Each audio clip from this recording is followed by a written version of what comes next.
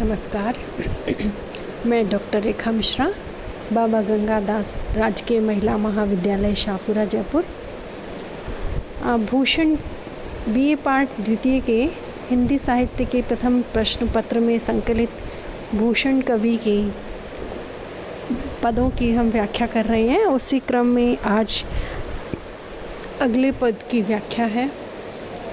आपस की फूट ही ते सारे हिंदुवान टूटे, टूट्यो कुल रामन अनीति अति करते, पैठियो पाताल बलि वज्रधर ईर्षाते, टूट्यो हिरणाक्ष अभिमान चित्त धरते। प्रस्तुत पद में भूषण कवि महाराज शिवाजी के शौर्य का वर्णन कर रहे हैं। शिवाजी के शौर्य के सामने मुग़ल बादशाहत पूरी तरह से टूट गई, बिखर गई, उस अर्थ में यहाँ वर्णन किया गया है।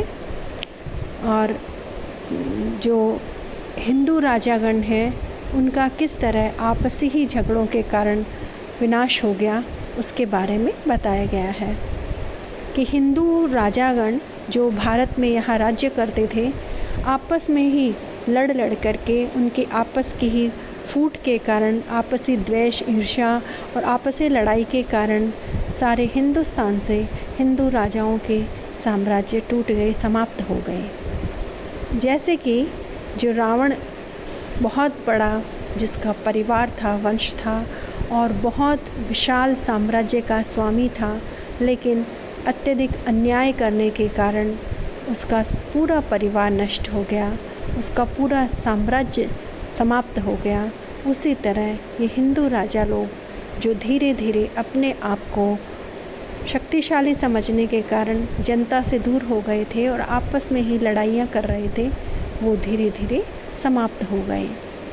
पैठियो पताल बलि बल वज्रधर ईर्षाते, पैठियो भेज दिया, पहुंचा देना कि जो राजा बलि हैं, दानवों के राजा बलि थे, बहुत वीर राजा हुए हैं, लेकिन उनकी अपने ही भाई इंद्र से, वज्रधर इंद्र, अपने ही भाई इंद्र से उनको ईर्ष्या थी और वो नहीं चाहते थे कि राज्य इंद्र और उनमें बांटा जाए। वो एक छत्र राज्य करना चाहते थे और अपने ही भाई इंद्र से ईर्ष्या करते थे। इस कारण उनका भी विनाश हुआ और उनको पाताल जाना पड़ा।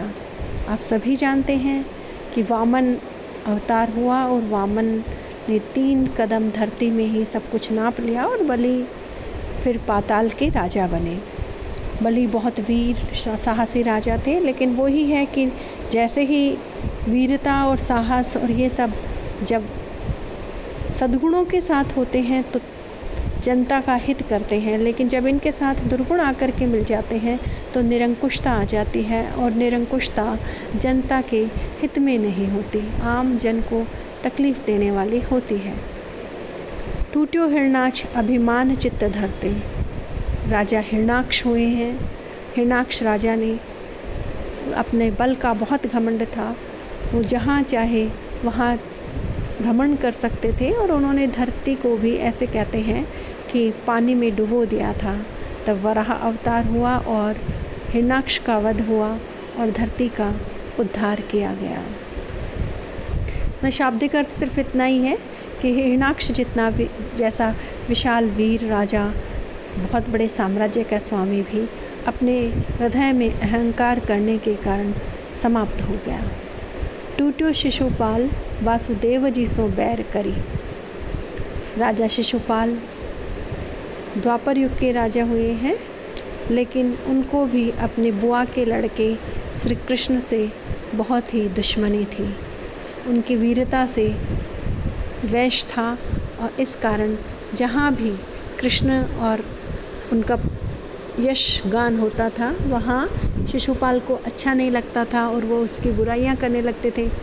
ऐसे ही शिशुपाल भी श्री कृष्ण से बैर करने के कारण समाप्त हो गया।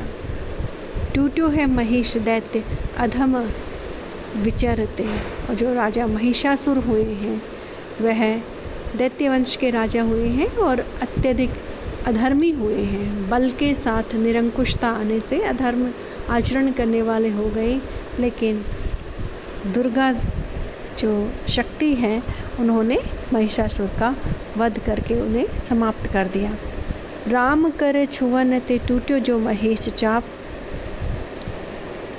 जो शिव का धनुष था पिनाक, जो सीता के स्वयंवर में रखा हुआ था, और शर्त ये थी कि जो भी इस पिनाक की प्रत्यंचा को चढ़ा देगा, प्रत्यंचा खुली हुई रहती है और प्रत्यंचा चढ़ानी थी, धनुष तोड़ने की शर्त नहीं थी, मात्र प्रत्यंचा चढ़ाने की, उस पर डोरी चढ़ाने की शर्त थी सीता के विवाह की।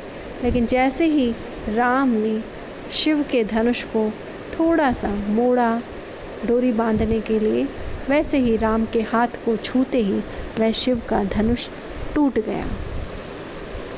इसी प्रकार पातशाही शिवराज संग लरते, कवि भूषण कवि ने इतने सारे उदाहरण देकर के ये समझाना चाहा है कि जैसे ये सब हुआ है, ऐसे ही बादशाहत जो निरंकुश हो गई थी, अत्याचारी हो गई थी, हिंदुओं पर तरह तरह के अत्याचार कर रही थी, वह बादशाहत महाराज शिवाजी के साथ लड़ते लड़ते पूरी तरह से समाप्त हो गई है। इस बादशाहत की परास्त होने का उदाहरण कि शिवाजी के शौर्य के सामने परास्त हुई है, इसको उन्होंने हिंदुओं की आपसी फूट, रावण के अन्याय, बलि राजा की ईर्ष्या, हिरण्याक्ष के अभिमान और शिशुपाल के वैर दुश्मनी और महिषासुर के अधर्म आचरण, इन सारे उदाहरणों को देते हुए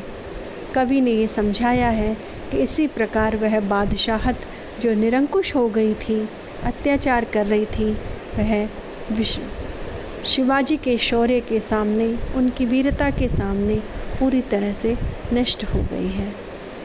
अतिशयोक्तिपूर्ण वर्णन है, उदाहरण देकर के समझाया गया है, अनुप्रास अलंकार है, रूपक और उपमा अलंकार का भी प्रयोग है।